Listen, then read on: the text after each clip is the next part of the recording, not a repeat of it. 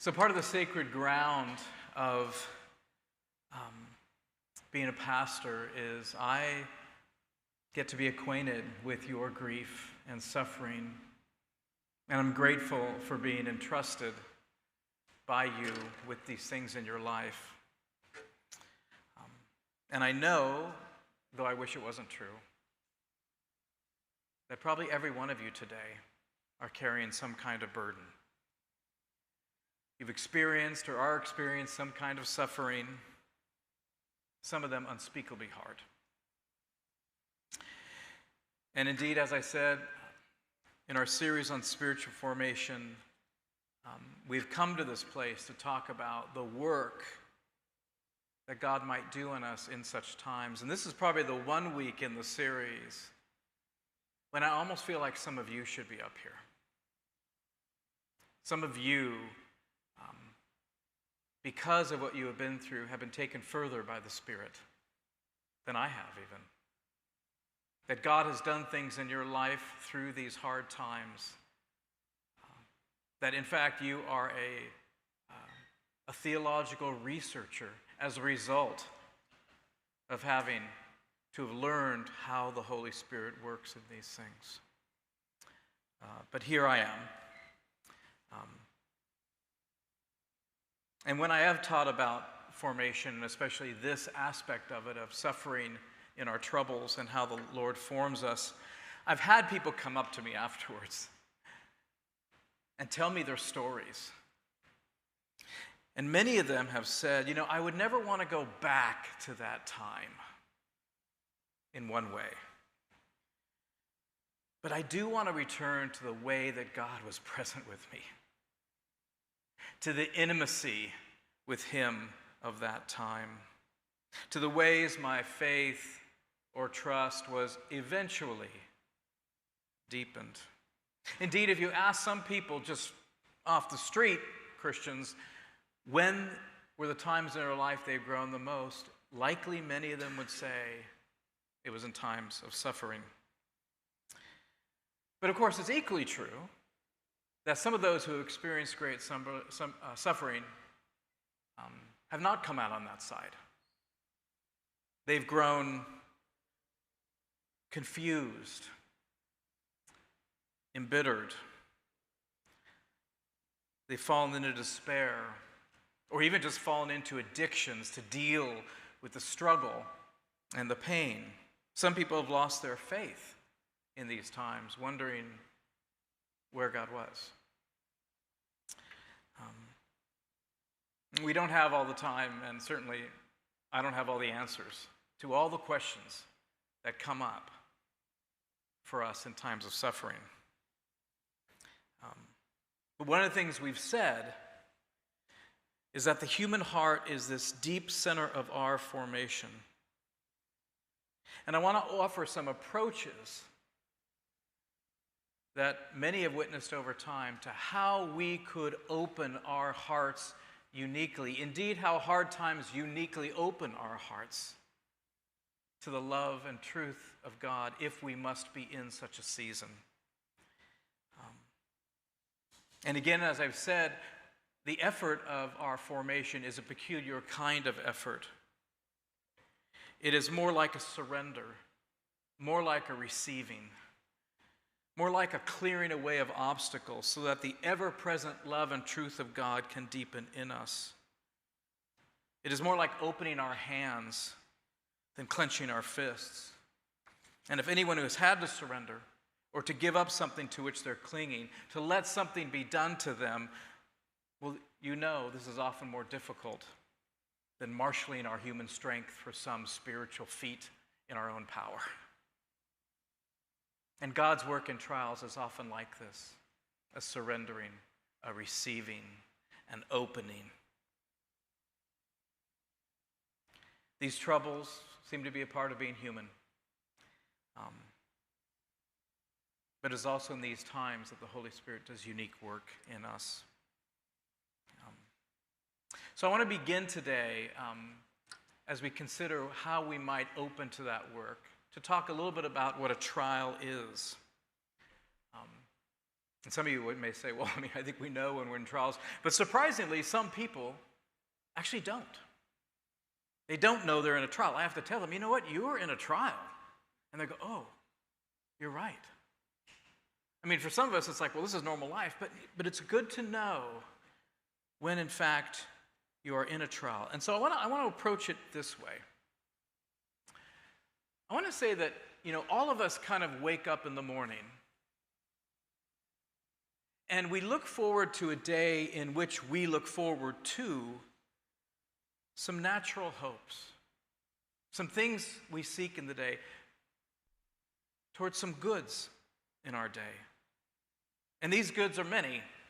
They might be things like meaningful work that we seek in the day ahead. They might be supportive relationships. They might be good health, getting to go to the gym and feel our strength. They might be enough money to taste and enjoy some of the simple good things in life. We may look forward to a certain level of security in our days, a certain level of stability. We may get up and look forward to the success and thriving of those who are dear to us, maybe especially our children. All these things, all these good gifts from God are something we kind of naturally look forward to. We're kind of hardwired to seek the good, and that is how it should be. So all of us, except perhaps the deeply depressed, awake in the morning and automatically look toward these goods, seek them, even maybe expect them, and hoping to find joy as a result of these. This week I took a trip to Chicago that I'd been looking forward to, though I admit travel is not always a thing I look forward to these days, such as it is. I don't know if you traveled lately. But since I was going, there was a number of things I was looking forward to. I was going to enjoy the fellowship of 25 other rectors in our diocese, Church for the Sake of Others, C4SO. I look forward to taking in the beauty and pace of an amazing retreat center in Chicago. I look forward to reuniting with a lifelong friend of ours who's a pastor in Chicago. I look forward to not getting sick. I looked forward to having no flight cancellations or delays that could have ruined the whole week. And this week, I actually experienced all those things. I didn't get sick. I got to enjoy a great time with these people, with my friend, and with the beauty there. And that was just the hopes and desires of 1 week.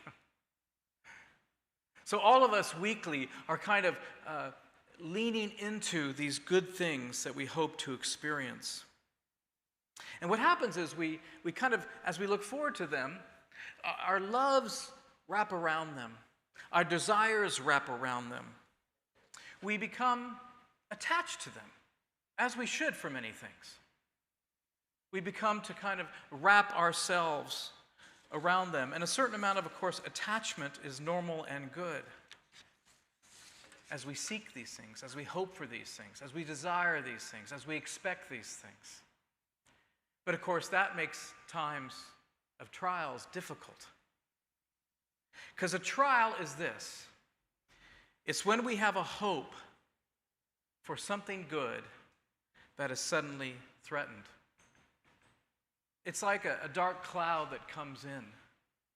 And for a while, we're not sure if we're going to get to experience this. We're not sure if we're going to get to experience or when again we'll get to experience this good thing or this joy. It might be the threat of losing a job. That cloud moves in, and that stability, that security, that gainful employment, suddenly, oh my gosh, I don't know what's going to happen here. It might be a falling out in a relationship where the attachment we've had to this relationship now is suddenly under threat. We wonder if it'll be restored. We wonder if we'll recover. We wonder if we'll experience grief instead of joy. It might be struggles among those that we love, that we're attached to, right? What's the adage where parents are only as happy as their most miserable child? And it may be the trials others go through that affect us deeply, and we wondered when we can rejoice with them again. Or it may even just be our fear that all these things one day will happen, right? What did Mark Twain say famously? That I've had many troubles in my life, most of which never happened. But we fear these things. The clouds are always on the horizon in our imagination.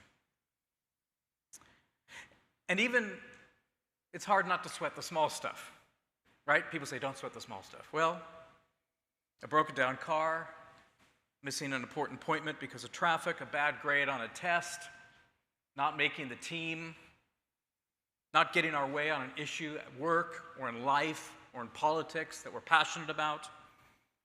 Our troubles are as various as our hair color, our eye color, our noses.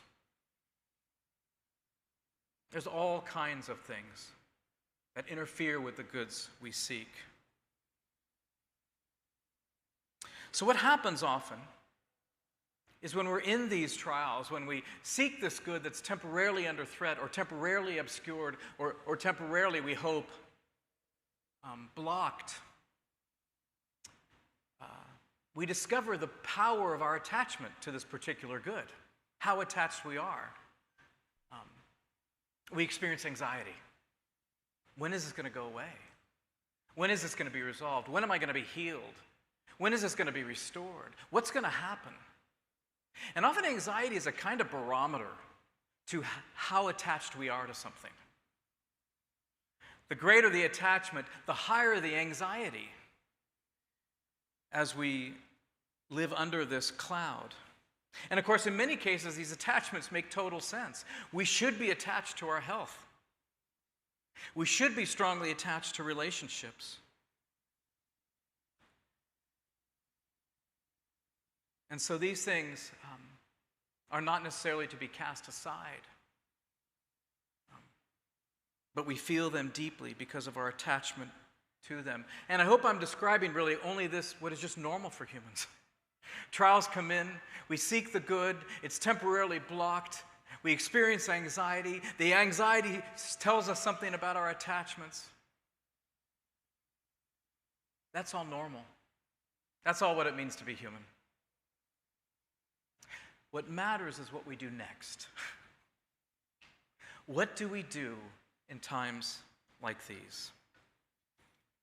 Well, the first thing that we often do is something that comes naturally to us, which is we try to get out of the trial. We try to relieve the suffering. You and I have been blessed by God in His image with practical reason. We can figure things out sometimes. And we have a certain measure of fortitude, thanks to God, to actually get through suffering or to figure out a way out of it. If we are concerned about our job, we might be able to figure out how to do it better. That's our practical reason kicking in. If we're concerned about our health, we can research and find some measure of help or relief. If we're in a bad place in a relationship, we can find some wisdom and power to help us mend it, to restore it. If our trial is inordinate anger or fear, we can learn how to heal from the formation in us previously that has given rise to this. Let me be clear. We should not seek suffering. There is no inherent good in suffering. If you can get out of it, get out of it. Although it is sometimes necessary on our way to a greater good. The artist may have to suffer for the sake of her art, which is the greater good. The med student may have to suffer for the sake of becoming a doctor, which is the greater good. The Christian will have to suffer to find the life that God offers us and others. We call it picking up our cross sometimes. In fact, passion means suffering. When I was teaching for all those years at the university, there was a lot of talk about passion among students. They wanted to find their passion, as did I.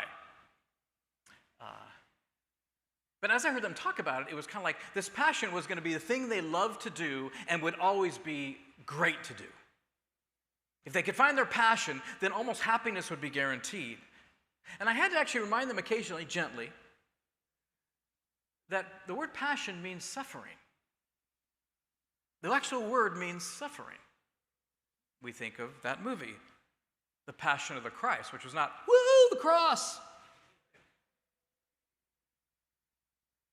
It was something that was worth suffering for, that was beyond the cross.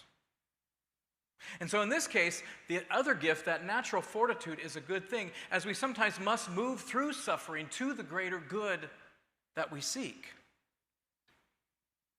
A passion we have for education, or our marriage, or our faith.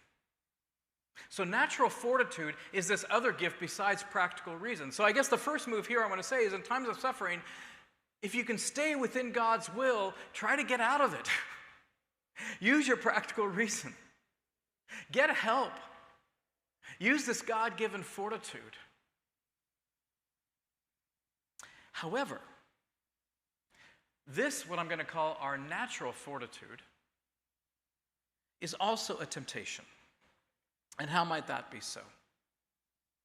Because in our suffering, we will grasp at any way to get out of it. We'll employ our reason and our determination sometimes, often correlated with the depth of our suffering, to find any way to get out of this. And some of those ways will not lead to life. At work, I might be smart enough to figure out how to fudge the numbers, how to implicate another colleague, or how to blame them, or simply to tell a clever lie. My practical reason can figure that out, and my motivation can make it happen. In relationships, I might have enough intelligence and personal power to intimidate someone, or to manipulate them, or to deceive them. In a broken relationship, I might simply figure out that the safest thing to do, doing all the calculus, is to withdraw from others and trust no one.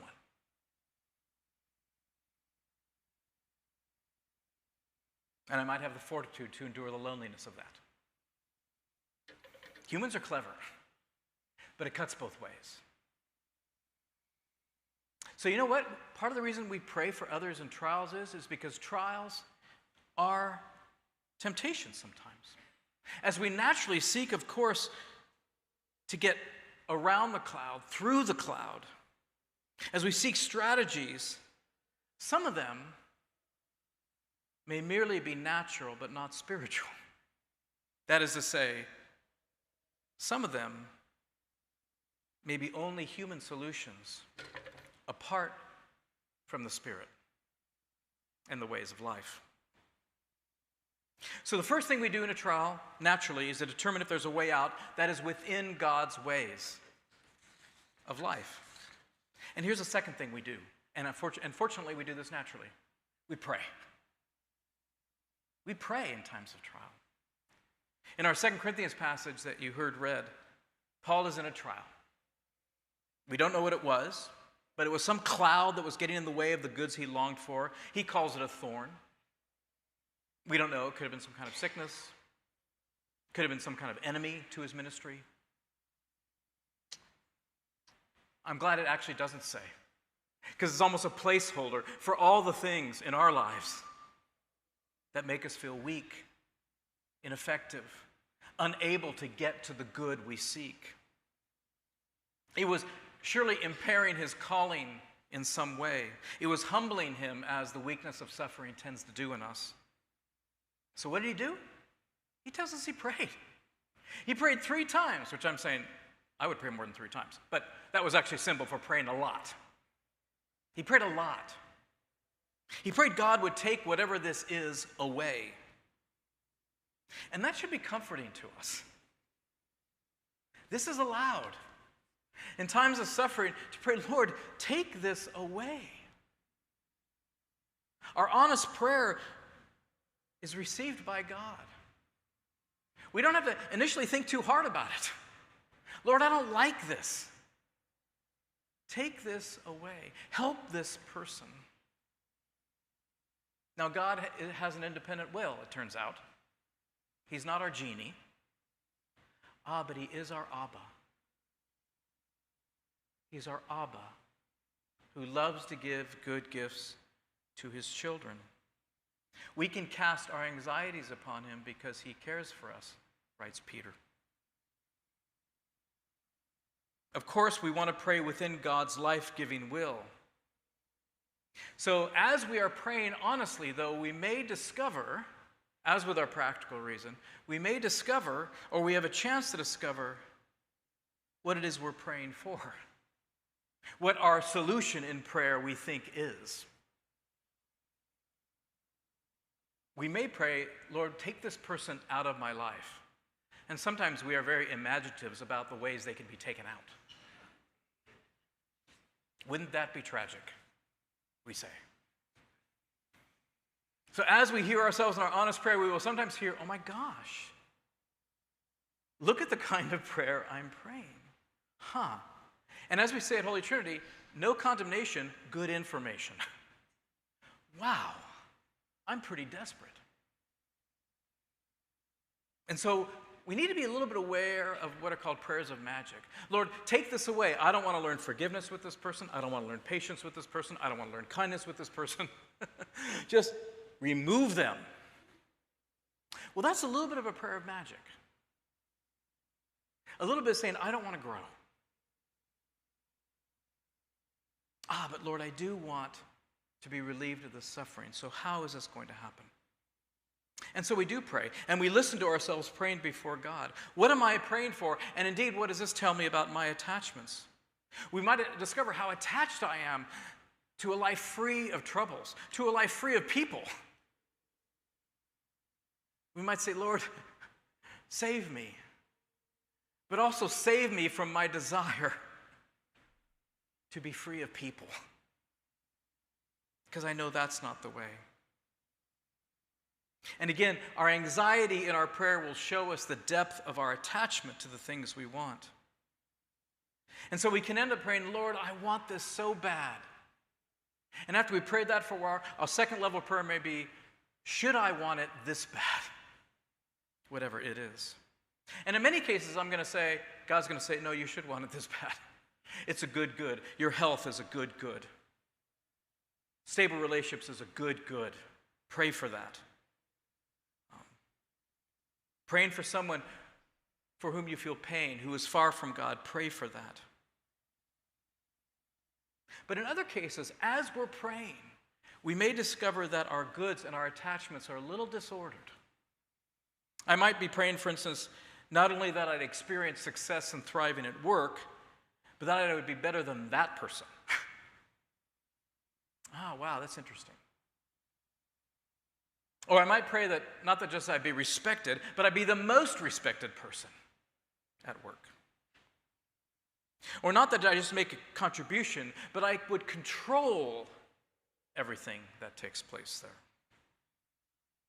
Or not that I just have integrity, but that I would be perfect in all I do, so I don't ever have to experience failure. Well, that's interesting. Lord, look at me.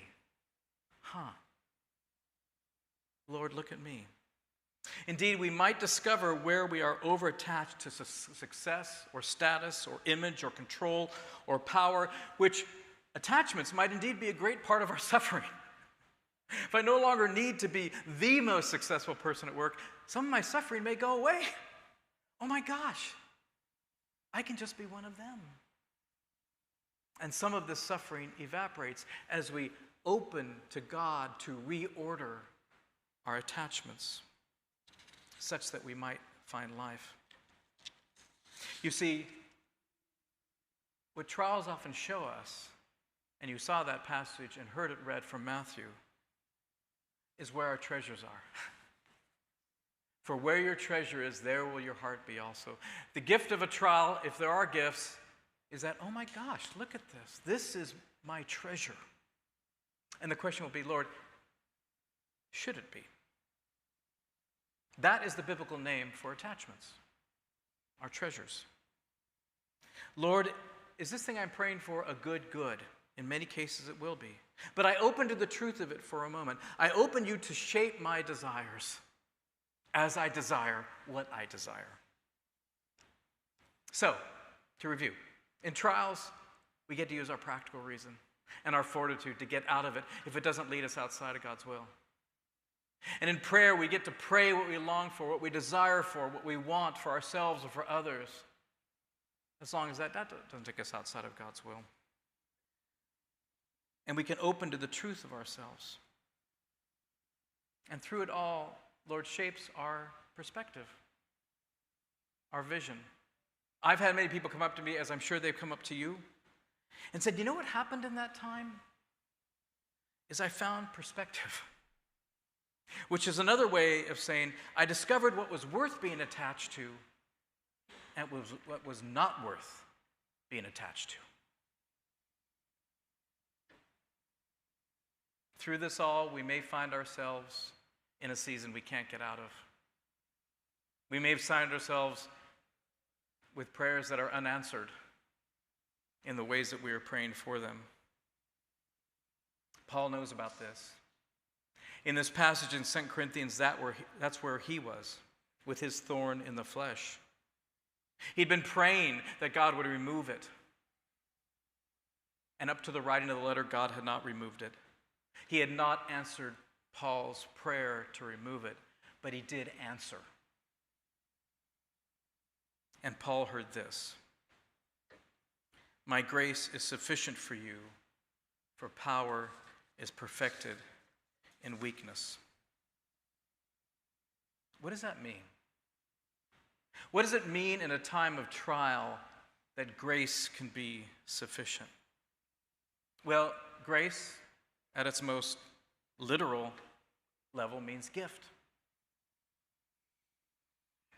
God's grace is his abundant generosity. Grace and peace to you is the constant refrain of Paul's letters. It is what apparently is still continually on offer in all seasons.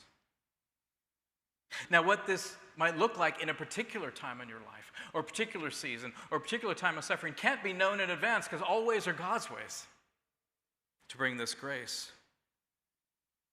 That's part of what it means to have the Spirit alive and at work among us, responding to us in all of our seasons of life, improvising God's grace in our life. But we know the Spirit's work. We know this grace as we open to it and wonder, Lord, what can you give me in this time? And we hear reports of it from people, don't we?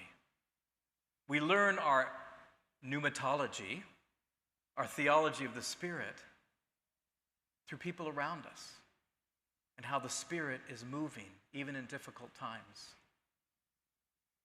In those who were very ill or are very ill, it is often intimacy with and a deeper, relieving faith in God, though the condition may continue.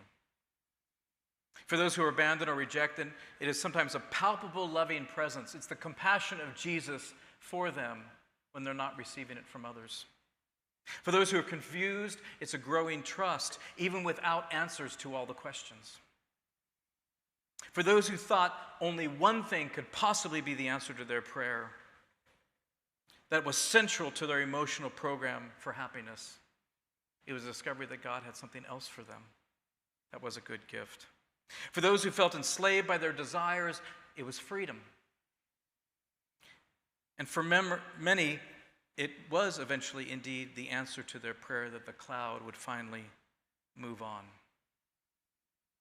I let my wife read my sermons grudgingly,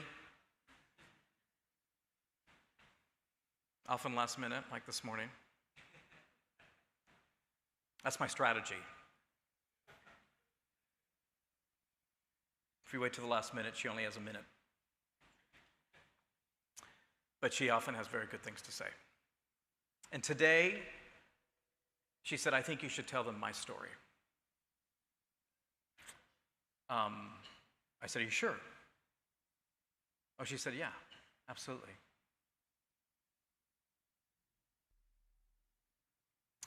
Like Paul, my wife 7 years ago was in a tremendous trial.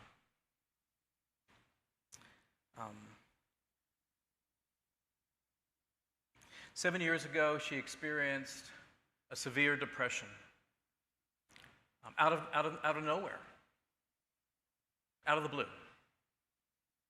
And when I say severe, I mean, I'm not a therapist. She is. When I say severe, well, the doctor said this is the most severe thing they've ever seen. As severe as anything they've ever seen, I should say. I mean, it was so bad that I don't know when you're sick if you sometimes lose your imagination for health or lose your recall of what it's healthy, but that's what it was like. I couldn't imagine healing. Of course, I was praying for it, but I couldn't imagine it. It was debilitating. It was paralyzing for her. It was unbelievably painful for her. It's like a minute lasted an hour. It was horrible. And like Paul, of course, we were praying. I mean, at some point she just ran out of energy for that. Other prayers, and by the way, there's some of you here who helped us in this time.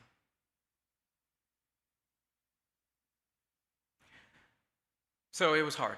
Year and a half, 2 years. Our prayers weren't answered in the way we thought during this time. We were like Paul, we prayed.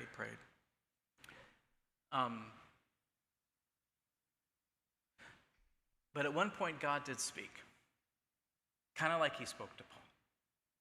And he spoke to Dottie. And he said to her, not one drop of this is going to be wasted. All of this is going to be redeemed to love and care for others.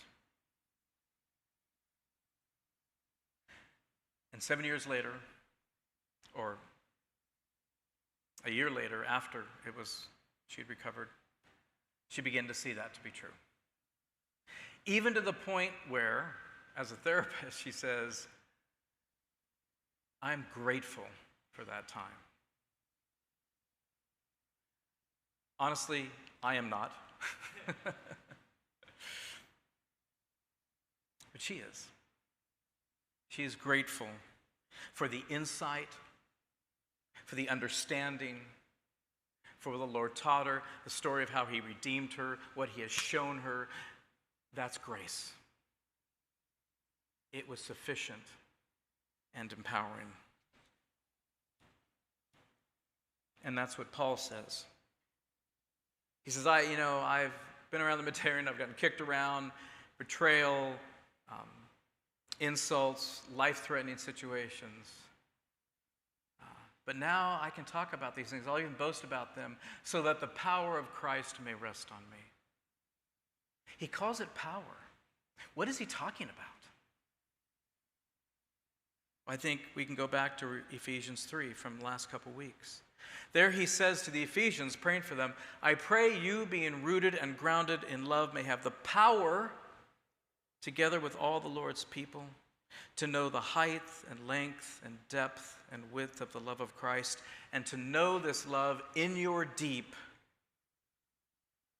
that surpasses knowledge. In other words, sometimes trials help us learn things that we could learn no other way. Not that God delivered it for that purpose, but he redeemed it for that. And we come to know something so deeply in the heart that it changes us. Places we would never choose to go if we were doing a spiritual discipline. For Paul, this knowledge of Christ's love has become his treasure. Lots of other treasures there. There's room for lots of treasures. But for Paul, it has become his deep treasure in times of affliction. And that is the great hope in a time of trouble, which opens the heart in our great need, but opens it. That the truth of God's love, his presence with us, and his grace in the form he chooses to give it, can come into our heart. And Paul says it feels like strength. It feels like strength, even in times of weakness. In the moment that follows, I know all of you have something. What would that be? I invite you just to lift it up to God. The grief you suffer, a way that is blocked, a healing that is slow, just hold it up. Say, Lord, I present this to you. Make something out of nothing. That's what Teresa of Calcutta used to say. God is amazing. He makes something out of nothing. Mold me in this season that I might know the love of Christ, this strength in weakness.